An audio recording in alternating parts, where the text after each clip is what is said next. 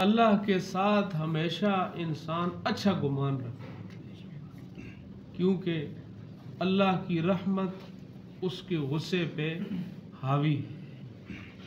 हदीस पाक में आता है, अल्लाह पाक ने अपने अर्श पे मोटी तख्ती के साथ लिखवाया हुआ है, इन्ना रहमती सबकत गज़ब, मेरी रहमत मेरे गुस्से पे हावी। हमेशा या अल्लाह आप मुझे माफ़ करेंगे। हम डरते रहें गुनाहों पे, लेकिन उम्मीद ये रखें कि अल्लाह हमें माफ़ करे। इसी चीज़ का नाम ईमान है। तो अल्लाह पाक इरशाद फरमाते हैं कि जैसे बंदे का गुमान होगा मैं उसी के साथ उस तरह का मामला करूँगा। फिर जो बंदा अल्लाह को दिल में याद करेगा, अल्लाह उसे दिल में याद करे। अब जिसे अल्लाह याद करे तो उससे बड़े कितने एजाज़ की। अल्लाह फरमाते हैं जो किसी मजमा में मेरा जिक्र करेगा, मैं इससे बेहतर मजमा में, कौन सा मजमा है? फरिश्तों का मजमा। ए बनी आदम तू ज़मीन में मुझे याद कर, आसमान में मैं तुझे याद करूँगा। अब कितने एजाज़ की बात है।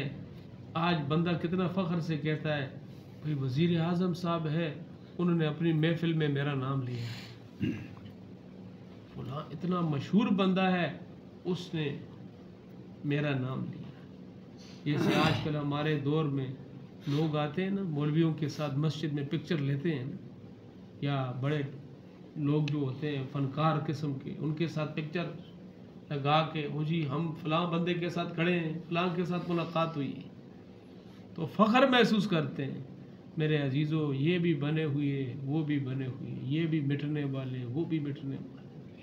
वो रब जिसके साथ हमारा जिक्र आ जाए तो इससे बड़ा कितना एजाज़ होगा। तो अल्लाह हमारा जिक्र करेंगे उस वक़्त जब हम अल्लाह का जिक्र किसी मजमा में करें।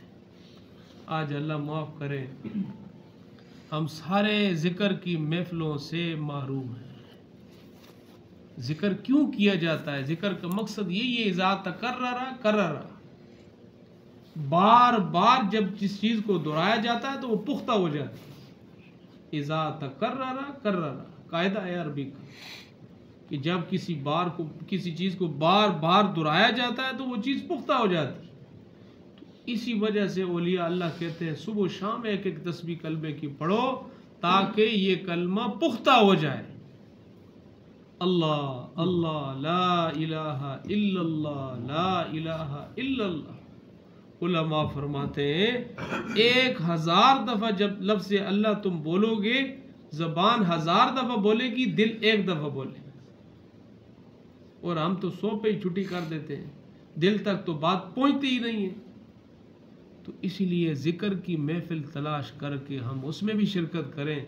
जहाँ कहीं अल्लाह मौका दे कि अल्लाह का जिक्र हो रहा हो, हम उसमें शरीक हो जाएं। अल्लाह पाक इरशाद फरमाते हैं, जब कोई किसी मजमा में मेरा जिक्र करेगा तो मैं इससे बेहतर मजमा, यानी फरिश्तों के मजमा में इसका क्या करूँगा? जिक्र करूँ। तो इससे बड़ा कौन सा इनाम है? और अल्लाह का आगे इरशाद है, जो मेरी तरफ चल कर आता है मैं दौड़ कर आता हूँ। तो हम आए सही, फिर देखें रब कैसे दरबार खोलता है।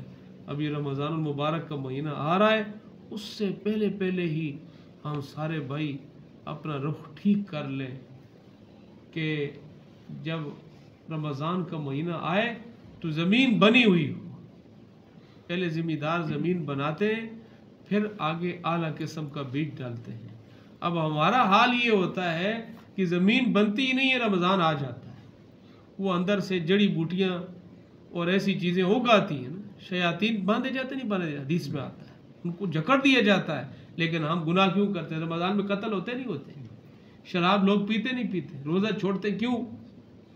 कि वो जड़ी बूटियाँ जो पहले उगी होती है ना, रमज़ान के अनवार बरक़ात तो आते हैं, लेकिन वो जड़ी बूटियाँ फिर उगाती हैं, वो रमज़ान के महीने में फिर इंसान गुनाह करता है। अल्लाह पाक हम सबको कसरत से जिक्र करके अपनी तवज्जो ध्यान, और अल्लाह पाक अपनी रहमत हम सबको नसीब फरमाए। आमीन।